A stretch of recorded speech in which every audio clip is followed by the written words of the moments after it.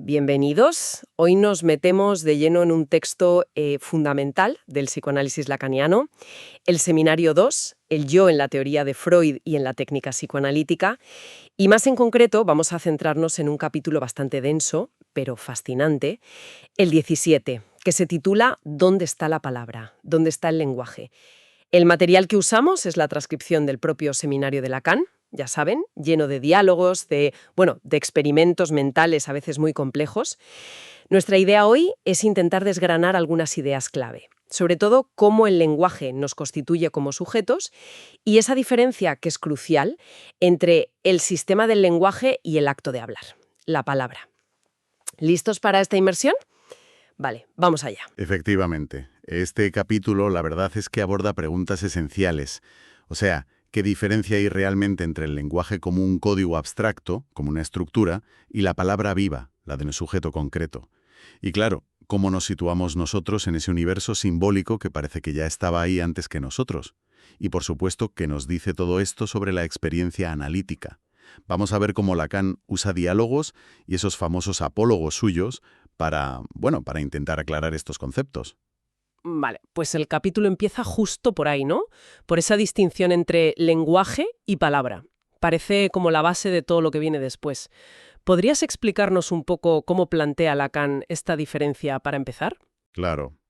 A ver, Lacan propone que pensemos el lenguaje, así con minúsculas si quieres, como un sistema, como un orden simbólico que nos preexiste. Piensa, por ejemplo, en la estructura de una lengua, no sé, en latín. Aunque ya nadie lo hable en la calle, sus reglas, su gramática, existen como sistema. O un código formal como las matemáticas o, yo qué sé, un lenguaje informático. Es el conjunto de reglas, la estructura que está ahí, disponible. Entiendo, como la caja de herramientas, por así decirlo. Algo así. Y luego está la palabra. La palabra, en cambio, es otra cosa. Es el acto singular, único, de un sujeto que usa ese lenguaje. Pero no es solo usar el código, es tomar una posición dentro de él. Es un decir que está ligado a la subjetividad, al momento concreto, a la historia de quien habla. Es el lenguaje, digamos, encarnado, puesto en acto. Y aquí Lacan es muy claro. Al psicoanálisis no le interesa cualquier uso del lenguaje, el parloteo vacío, el bla bla bla. Le interesa esa palabra plena, la que lleva la marca del sujeto, la que de verdad revela algo de su ser. Entiendo. O sea que el sistema está ahí como un almacén de posibilidades, pero lo que busca el análisis es ese momento en que alguien coge elementos de ese sistema y los hace suyos en un acto de habla significativo, un acto que le compromete, ¿no? Exactamente. No toda verbalización tiene el mismo peso. Hay palabras que son pura repetición, ecos del discurso ambiente, y hay palabras que de repente abren algo nuevo, que señalan una posición subjetiva única. Y aquí es donde, como decías, la cosa se pone interesante, porque Lacan no se queda en definirlo y ya está. Usa uno de sus apólogos, una especie de fábula, para ilustrar lo complejo que es esto. Es la historia esa del marciano, ¿verdad? Que llega a la Tierra y entrevista a 3 especialistas. ¿Qué nos quiere mostrar con eso? Sí, ese apólogo es genial porque ilustra varias cosas a la vez. Imagina al marciano que pregunta, ¿qué es esto? Delante de, no sé, una mesa. Un físico le hablará de partículas, de vacío, de fuerzas entre átomos. Vale. Otro físico, quizá uno especializado en materiales, le hablará de la estructura de la madera, de la resistencia, de la solidez. Ajá. Y un poeta, a lo mejor, pues le hablará del árbol del que vino, de las manos que la hicieron, de las historias que ha visto esa mesa. Claro. Visiones totalmente distintas. Totalmente. El marciano, que no comparte de antemano ninguno de esos códigos, recibe mensajes radicalmente diferentes sobre lo que parece ser la misma cosa. ¿Qué demuestra esto? Pues primero, la ambigüedad que es propia del lenguaje. No hay una relación simple, directa, entre la palabra y la cosa. Ya.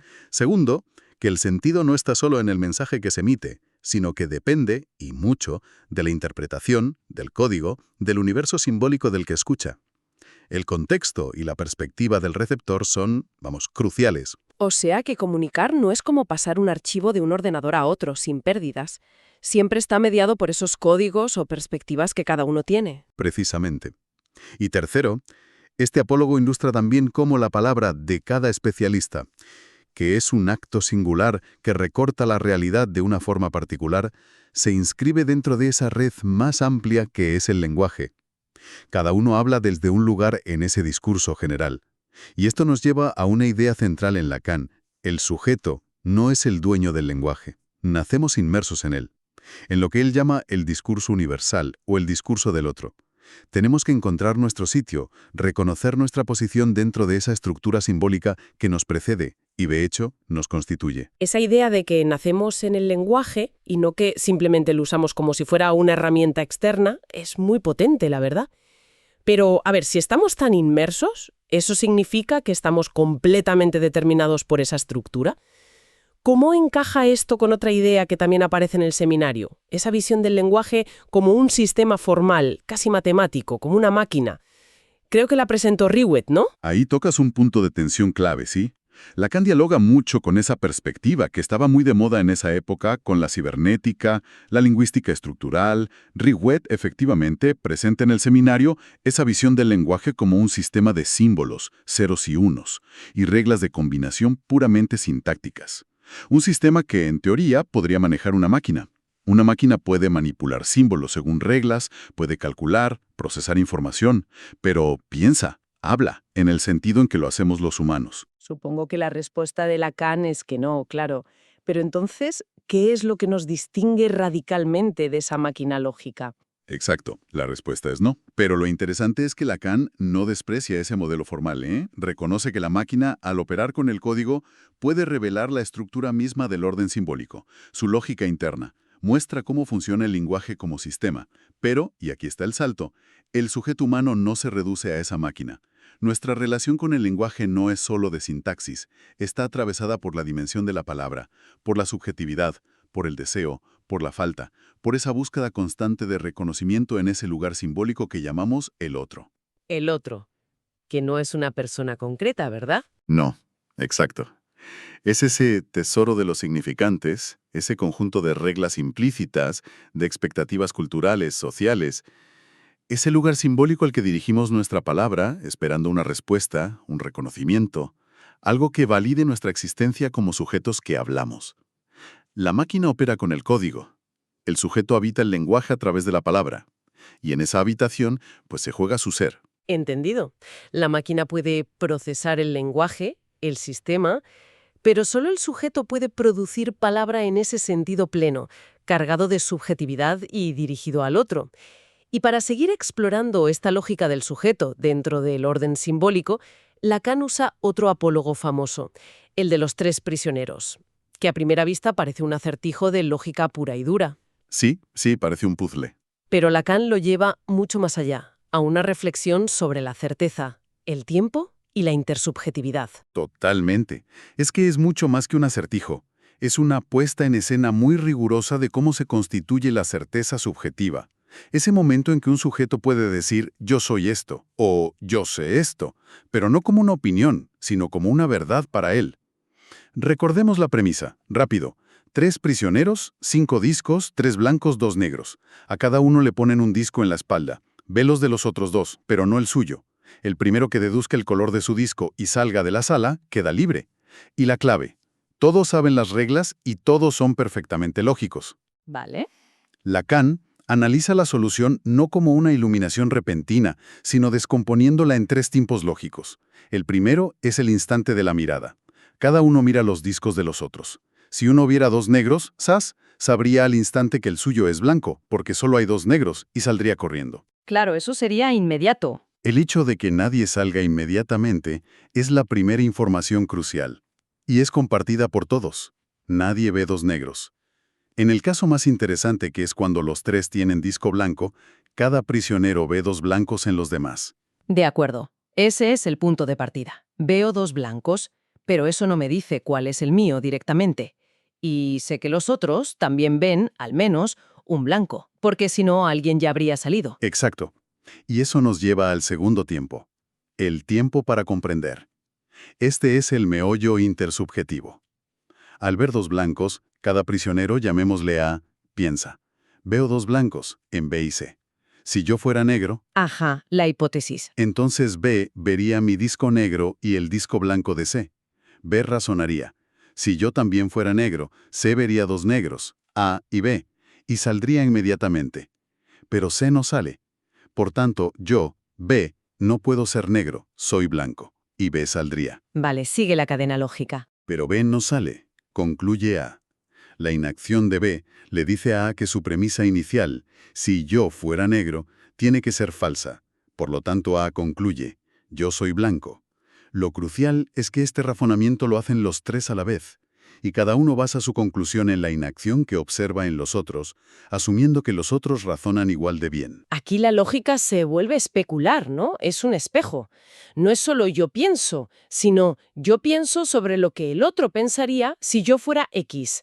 Y como el otro no hace lo que yo esperaría que hiciera en ese caso, entonces yo no soy X. Es un razonamiento basado en la lógica que le atribuyo al otro. Precisamente, es una lógica de la intersubjetividad, pero mediada por el tiempo. Y esto nos lleva al tercer tiempo, el momento de concluir. Después de ese tiempo para comprender, que es lógicamente necesario, cada prisionero llega a la misma conclusión. Soy blanco. Pero aquí Lacan mete un elemento decisivo. La certeza no se consuma solo con la conclusión mental, interna. Necesita un acto. El prisionero tiene que levantarse y salir. Y este acto tiene que ocurrir en el momento justo. ¿Qué pasa si tarda? Pues Lacan habla de la precipitación o el apresuramiento lógico. Si un prisionero duda, si tarda más de lo necesario en hacer ese razonamiento, un tiempo que, como la lógica es compartida, es calculable y similar para los tres, introduce una falla. Su retraso podría indicar que no está seguro, o que baraja otras opciones, o que quizás los otros no son tan lógicos como él creía. Ese retraso rompe la sincronía intersubjetiva en la que se basaba la certeza. Por lo tanto, el acto de salir, hecho sin esa demora indebida, es la afirmación misma de la certeza subjetiva. Salir en el momento correcto funda la certeza. No es solo saberlo, es actuarlo. Vaya. O sea que la certeza subjetiva no es un estado mental privado y ya está, sino algo que se forja y se valida en una acción que además tiene que ser temporalmente precisa, dentro de una estructura compartida con otros. El acto de salir es como gritar «soy blanco» en el único momento en que esa afirmación tiene valor de verdad dentro de ese fuego lógico. Has pillado la esencia perfectamente. El apólogo de los prisioneros revela varias cosas clave sobre el sujeto y la palabra, para Lacan. Primero, que la verdad subjetiva, la certeza sobre el propio ser, aquí simbolizada por el color del disco, no viene de mirarse el ombligo, sino que emerge en una dialéctica con el otro, basada en una lógica compartida y que se despliega en el tiempo. Segundo, que esta certeza se constituye y se verifica en el acto mismo. Salir de la sala funciona como una palabra, una aserción que hace algo, que es performativa. No basta con pensarlo, hay que actuarlo en el momento justo para que tenga pleno valor subjetivo. La palabra o el acto que la representa es lo que ancla la certeza en el campo del otro. Vale. Y tercero, nos muestra cómo el sujeto se constituye siempre en relación a la mirada y a la lógica de los otros, dentro de un sistema simbólico que ya estaba ahí. Las reglas del juego, los discos como significantes. No somos islas, nuestra identidad y nuestra certeza se definen en esa red intersubjetiva, que además está marcada por una temporalidad lógica muy específica. La verdad no es algo estático, es un evento que ocurre. Es increíble cómo estas narrativas, que parecen casi juegos mentales, les sirven a Lacan para modelizar procesos tan complejos, sobre cómo nos hacemos sujetos a través del lenguaje, la mirada del otro, el tiempo. Hemos recorrido entonces, a partir de este capítulo 17 del Seminario 2, esa distinción vital entre el sistema del lenguaje y el acto de la palabra, usando como guías al marciano un poco perdido y a los lógicos prisioneros. Sí. Hemos visto que para Lacan, lejos de ser meros usuarios externos del lenguaje, estamos metidos hasta el cuello en él. Somos hablados por él incluso antes de empezar a hablar nosotros. Nuestra tarea como sujetos es encontrar nuestra propia voz, nuestra palabra, en todo ese mar simbólico. Y los opólogos nos muestran que esa aparición de la palabra singular y de la certeza subjetiva no es un proceso simple ni directo. Como se ve con los prisioneros, el acto de palabra, o lo que hace sus veces, está intrínsecamente ligado al tiempo lógico y a la estructura intersubjetiva del otro. La certeza no es simplemente ver o pensar, es un acto de afirmación en el momento preciso dentro de una estructura compartida. Queda entonces una pregunta flotando, ¿no? Una que este análisis casi nos obliga a plantearnos. Si estamos tan fundamentalmente hechos de este discurso universal que nos precede, y si nuestra propia certeza depende de esta maquinaria tan delicada, temporal e intersubjetiva, ¿cómo es posible que surja algo radicalmente singular en nuestra palabra? ¿Cómo se articula nuestra verdad más íntima, la más irrepetible, dentro de ese sistema compartido sin ser solo un eco, un reflejo en el espejo del otro o una ficha más en su cálculo lógico? Ahí queda algo para seguir dándole vueltas.